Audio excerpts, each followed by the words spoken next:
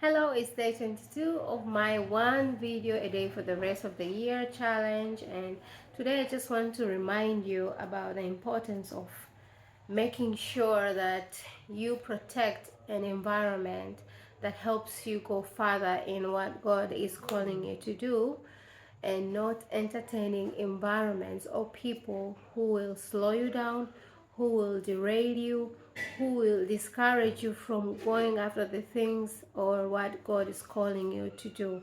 Now, I've been reading the book of Nehemiah, and in chapter 4, from verse um, from verse 1 actually up until verse 2, you can see Sanballat and Tobiah are mocking Nehemiah and the Jews who are rebuilding the walls of Jerusalem.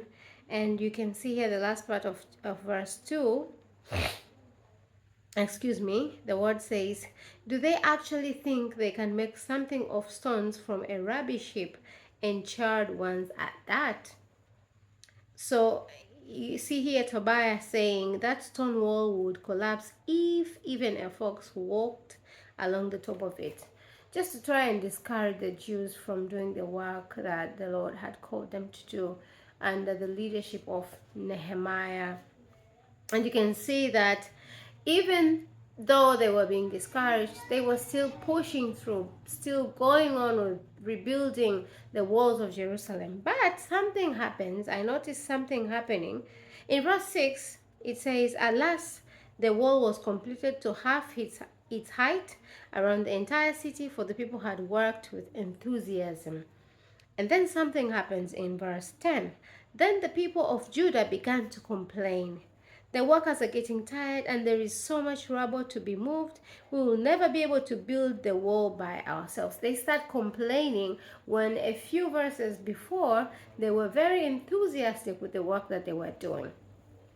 So this tells me that um, and then verse 11 it says, meanwhile, our enemies were saying, before they know what's happening, we will swoop down on them and kill them and end their work. So I think what I noticed here was that after hearing the words of Sanballat, Tobiah, and Geshem the Arab for a very long time, eventually they were slowly killing their energy, their drive, their zeal, their motivation for doing the Lord's work. So it's very important. That's the thing that I picked up out of this whole scenario, is that it's very important that you protect the environment that helps you go further in the things of God.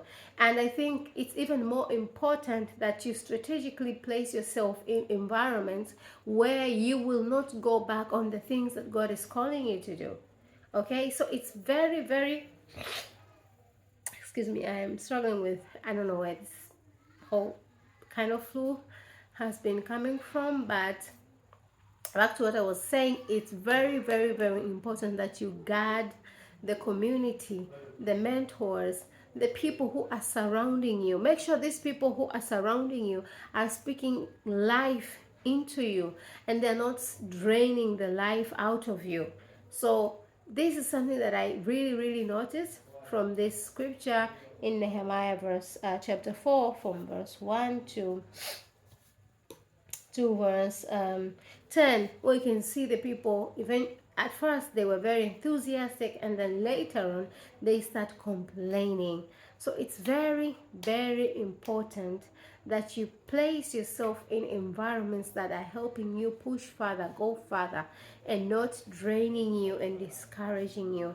Because guess what? You might have the drive, the energy, the enthusiasm, but eventually that energy will be drawn out, will be drained out because of the people who are surrounding you. Thank you so much for listening. It's definitely not easy, but I promise myself and I intend to fulfill my promise and trust myself and be confident in myself, because one of the things that can help you with your confidence is actually fulfilling the promises that you made to yourself. So thank you so much. Please share this with someone who you know for a fact needs to hear this message. Take care. Have a wonderful day. Please subscribe. Thank you so much once again. Take care and bye.